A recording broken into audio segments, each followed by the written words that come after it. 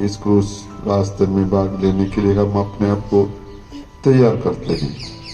अपने सभी पापों को याद करते हुए, प्रभु के दया पर भरोसा करते हुए हृदय ईश्वर से माफी मांगे। यात्रा और मृत्यु, इन बातों को याद करते हुए, मनन चिंतन करते हुए इस पवित्र दिवस का क्रूस रास्ते का विधि में भाग लेने के लिए हम सब एक साथ आए। लोग हमें ग्रीट करते हैं, फादर जी हैप्पी गुड फ्राइडे। और शुरुआत में हमें बुरा लगते थे, इनको मालूम नहीं क्या है, लेकिन मुझे आज लगता है ये हैप्पी गुड फ्राइडे है।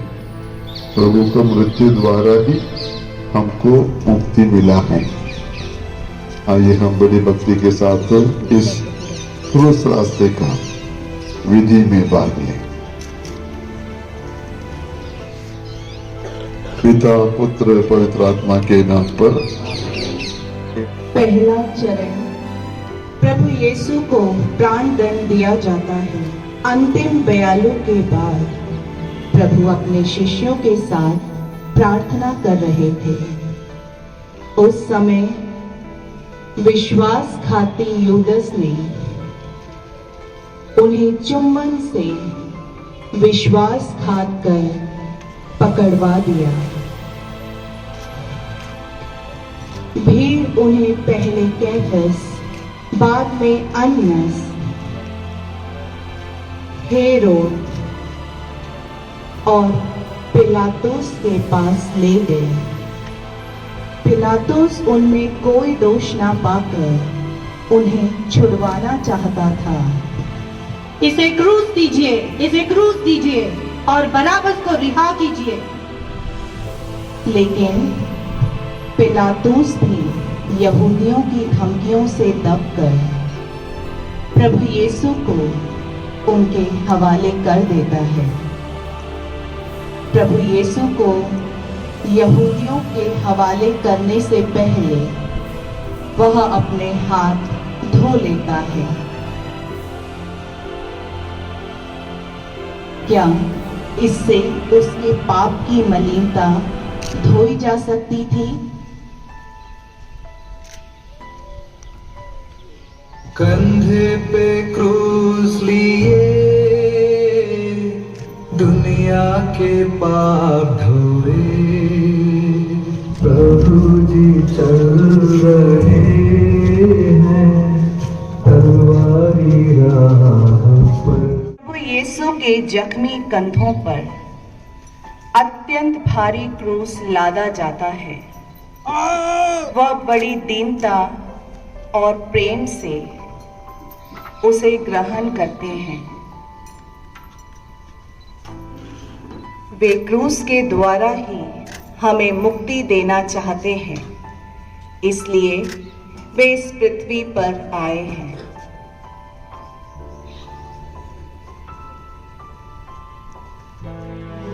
यीशु को कमजोर किया,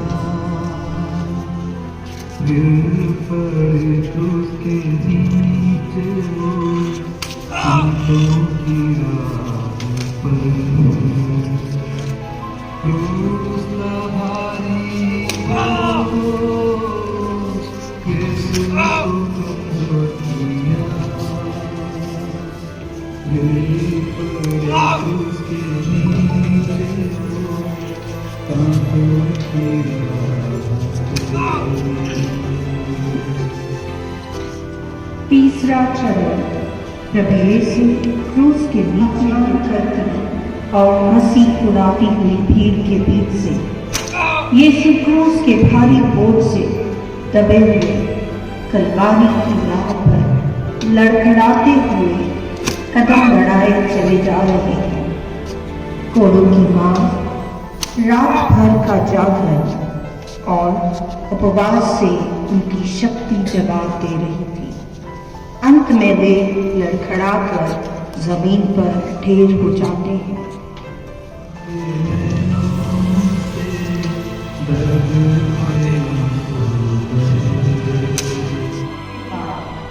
सैनिक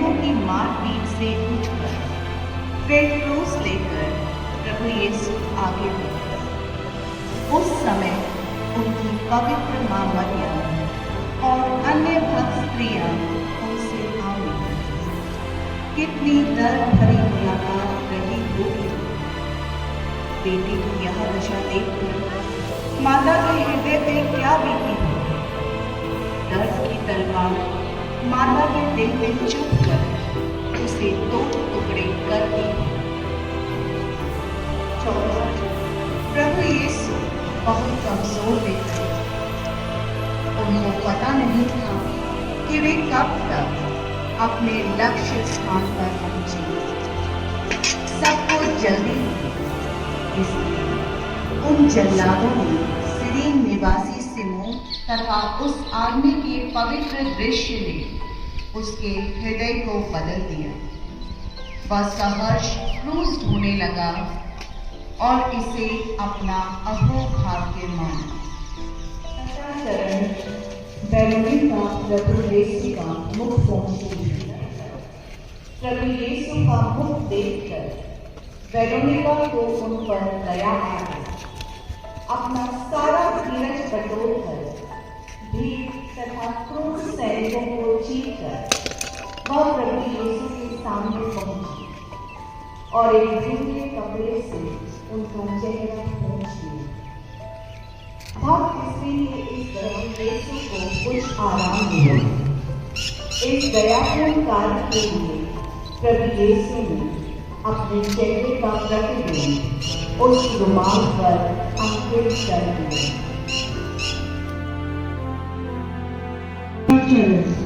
प्रभु यीशु दूसरी बार जमीन गिरते हैं और घावों की पीड़ा और अत्यधिक रक्त बहे रह जाने से पग पर यीशु की आंखों तले अंधेरा छा जाता है।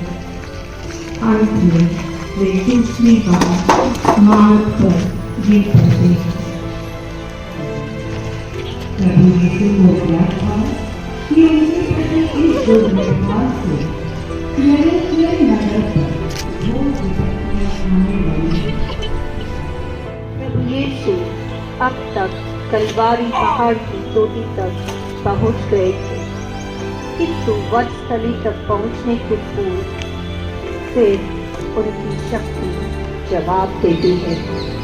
वे तीसरी बार क्रूस के बोझ से जमीन पर गिरते हैं। सिपाहियों ने उन्हें घसीट कर खड़ा कर दिया और मारते धकेलते आगे ले चले। उनके लहूलुहान शरीर से चिपके वस्त्रों को उन्होंने फाड़ फेंका। परम पुण्य परमेश्वर उस विशाल भीड़ के सामने निर्वस्त्र किए जाते हैं। धरती पर रखा जाता है और प्रभु यीशु मृत्यु शैया पर लिटाए जाते हैं। आयर शरीर को पापियों के लिए अपने स्वर्गवासी पिता को और क्रूस पर ठोके जाने के लिए उन जल्लादों को सौंप देते हैं। कीले ठोकी जाती हैं।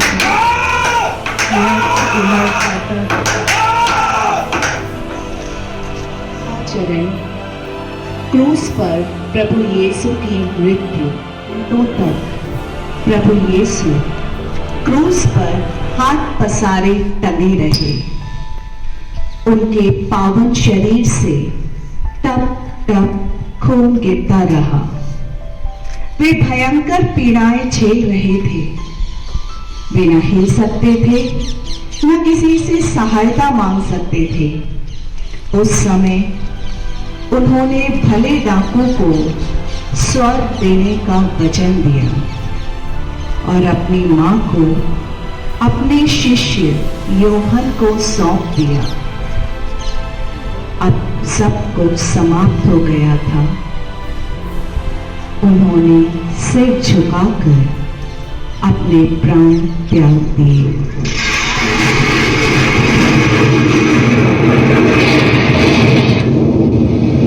मुक्ति का संदेश है।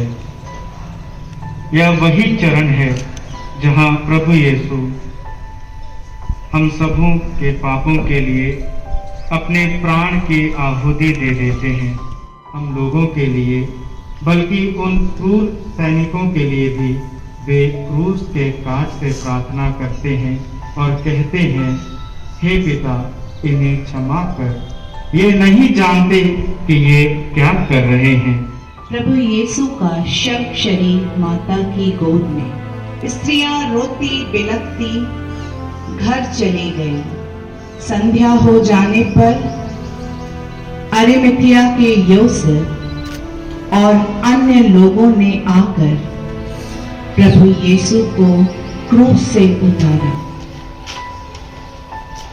माता मरियम क्रूस के पास ही खड़ी थी। उन्होंने प्रभु यीशु के पवित्र शरीर को अपनी गोद में ले लिया। तेरा दुख समुद्र की तरह अगाध और अनंत रहा होगा। शिष्यों ने उसे कब्र में रख दिया।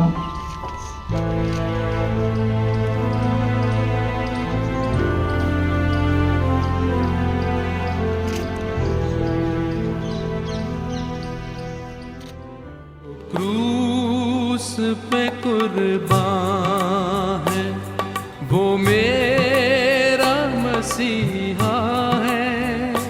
हर जख्म जो उसका है, वो मेरे गुनाह का है। जो क्रूस पे कुर्बान है, वो मेरा मसीहा है। हर जख्म जो उसका है, वो मेरे